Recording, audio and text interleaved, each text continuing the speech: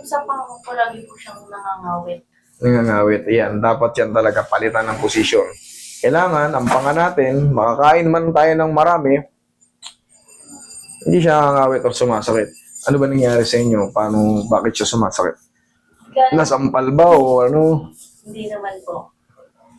Nung nagpa-adjust lang po ako ng brace, tapos parang lagi na po siyang nangangawit.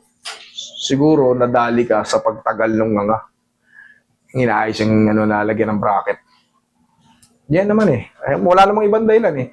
Maliban na lang kung kayo ay hindi sinasadya o kaya humikab. Humikab ng malaki. Bracket. Nga ka nga. Sara. Okay. Saan ang nangawit? Left and right? Opo. Pero mas maano po dito sa... Mas masakit dyan? Sige, dito ka. Payo ko lang sa mga nagpaplano pa na mga magpapabrace. Payo ko lang sa inyo to. Pwede nyo sundin, pwede hindi. Basta ako, payo ko lang sa inyo kasi ako nag-aayos eh. Huwag na huwag kayong magpapabrace kung ang ngipin nyo ay napakaganda. Huwag kayong magpabrace kayo kung ang ngipin nyo ay 1 seat apart, sungki-sungki. Yan. O kaya yung parang, ang tawag doon, yung ngipin nyo pauna, yung pauna. Kung parang pag ganun. Yan, magpaano kayo. Pero kung ngipin nyo pantay naman, walang sira, walang sungki, huwag nyo nang gawing style. Mag-retainer na lang kayo para kung pwede nyo nagsawa na kayo, tanggalin nyo na lang. Pag brace kasi medyo mahirap baklasin, tsaka mas mahal ang gastos. Ang masakit pa niyan, pag natanggal lang kayo ng bracket, gastos na naman. Tapos, syempre, pag kumain kayo, hindi kayo makakain ng pwersado ng mga baka-baka. Sumasabit. Naggaling na rin ako dyan. Kaya sa akin, bling-bling na lang. Touchable. Nga. Sara. Okay. One more. Nga. Sara. Okay. Sige, nga. Tandaan, Sara. Okay, huwag mo lalabanan ha. Sige nga malaki. Nga dahan-dahan, Sara. Okay. One more, nga malaki. Sige, dahan-dahan, Sara. Pang.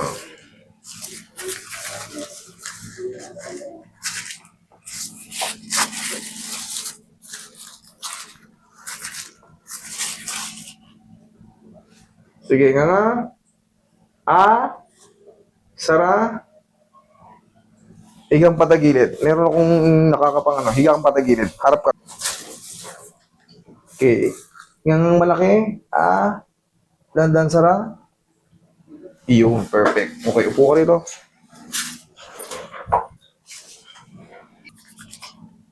Tapos, ito. Pag nagpa-treat na kayo ng mga junyo, tandaan nyo yung tinuturo ko, paghihikab tayo. Tapos, pag yung kakain, yung biglaan, parang ano nyo muna yan, warm up. Ang ibig ko sabihin, ganito. Pagkakain, normal lang na may mga tumutunog, okay lang, basta walang masakit. Ganun ninyo muna, oh. Saka kumain. Paghihikab, ganito. Iipitin nyo, padiin yung chin nyo. Ibang ano nyo. Kahit todo nyo, basta nakapaatras tong baba nyo. Kahit sagad. Okay, ganun lang po. Pero pagka kayo ay antok na antok, nakatagilid kayo, may problema kayo sa diyo, wag na wag nyong gagawin yan. Yan yung magiging mas makapag-trigger ng lockjaw. Yung nakatagilid, nakahiga na kayo, tapos humihikab kayo, tapos maluwag yung jaw nyo, naku po. Yun ang maglalak mo. Mas mabilis maglalak to. Ito kay ma'am naman, konti lang konti lang damage ito. Pero hindi na mawawala wala yung tunog. Normal lang yun. Nangyayari yun. Pero, kailangan walang kagaya nung nangyayari sa kanya. Masakit, nangangawit. Konting kain, ngawit kagad. Hindi po pwede, kailangan wala yun. Tutunog-tunog lang siya. Okay lang sa. Kaya parang, tingnan nga. May ngawit pa o wala na? Wala na. Iyon. Yan ang tama. Tanda mo, hikab. Yan ang tamang paghikab, ha. Kahit puwersay mo yan, kahit nakapalaki, basta Okay, tapos pagkakain, sa lahat na nagka-problema sa jaw, pagkakain, hindi ka agad ano. Ganon lang. Okay? Tapos yung sa papa, Kilo ko ba dati? hindi naman po. Matagal na po yan. Parang bata pa po ako. Alin dito? Kanang kaliwa? Parehas po. Parehas? Saan banda siya kumikirot? Ito po yung dalawang buto po. Okay, sige. Higa ka dyan. Higa ka. Dalawang buto.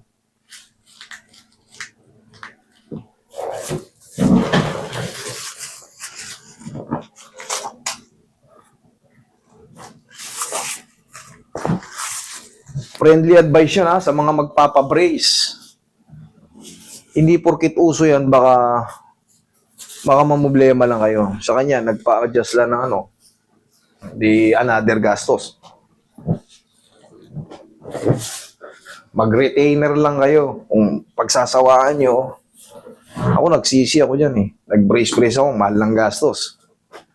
Pag uwi ko ng Pilipinas, bawal palang adjustin ng ano yan, ng ibang dentist. Kailangan pang kumuha ng parang clearance.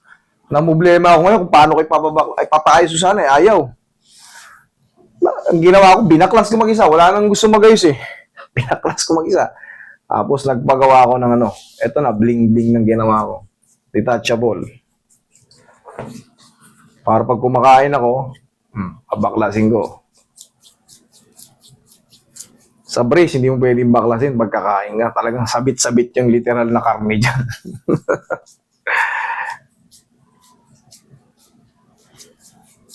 Pero maganda yan pagka ano kayo, may sungki, yung nakahiwa-hiwalay yung ngipin nyo, nakapasugod yung ngipin nyo, crossbite kayo, underbite.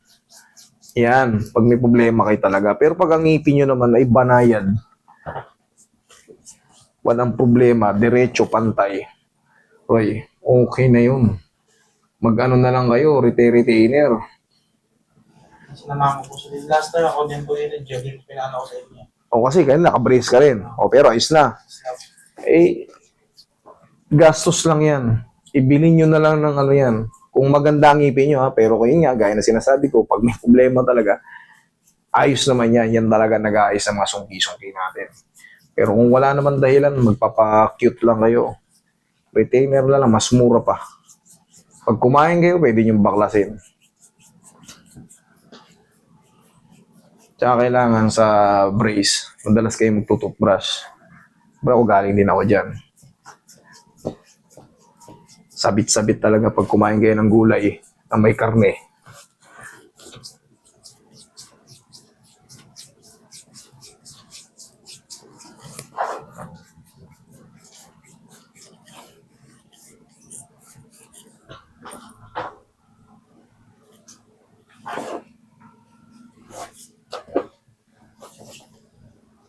Oh, check.